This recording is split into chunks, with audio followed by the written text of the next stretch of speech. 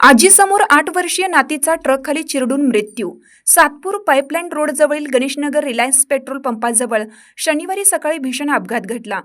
Truck आणि दुचाकीच्या धडकेत 8 वर्षीय मुलीच्या डोक्यावरून ट्रकची चाक गेल्याने ट्रकखाली चिरडून मुलीचा जागीच मृत्यू झाला। मृत नविका नेरकर वय 8 स्विमिंग करून आजीसोबत घरी जात असताना हा प्रकार घडला। या घटनेमुळे परिसरात तणावाचे वातावरण निर्माण झाले असून शहरांतर्गत अवजड वाहतुकीचा प्रश्न पुन्हा एकदा ऐरणीवर आला आहे। या घटनेने नागरिकांनी संताप व्यक्त केला। मिळालेल्या माहितीनुसार आजीसोबत दुचाकीवरून जात असलेल्या नविका नेरकर यांना मागून येणाऱ्या 12 चाकी ट्रकने ट्रक क्रमांक MH17 BD 5005 दुचाकीला जोरदार धडक दिली। धडकेनंतर नविका रस्त्यावर पडली आणि ट्रकचे चाक तिच्या थेट डोक्यावरून गेल्याने तिचा जागीच मृत्यू झाला। घटनेची माहिती मिळताच सातपूर पोलीस ठाण्याचे अधिकारी तातडीने घटनास्थळी पोहोचले। त्यांनी जमावाला शांत करत ट्रक जप्त केला असून ट्रक ड्रायव्हर फरार झाला आहे।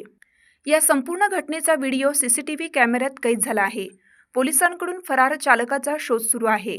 दरम्यान परिसरात मॉल असल्याने नेहमीच वाहतूक कोंडीची समस्या निर्माण होते। तसेच शहरांतर्गत अवजड वाहतुकीचा मुद्दाही एक मोठी समस्या आहे। यापूर्वीही अशा अवजड वाहनांची शहरातून वाहतूक होत असल्याने अनेकांना प्राण गमवावे लागले आहेत। सदर परिसरात नेहमी वाहतूक कोंडीची समस्या निर्माण होते। वेळोवेळी महानगरपालिकेला तसेच संबंधित प्रशासनाला परिसरातील नागरिकांच्या वतीनं गतिरोधक बसवण्याची अनेक वेळा निवेदन देखील दिलं आहे।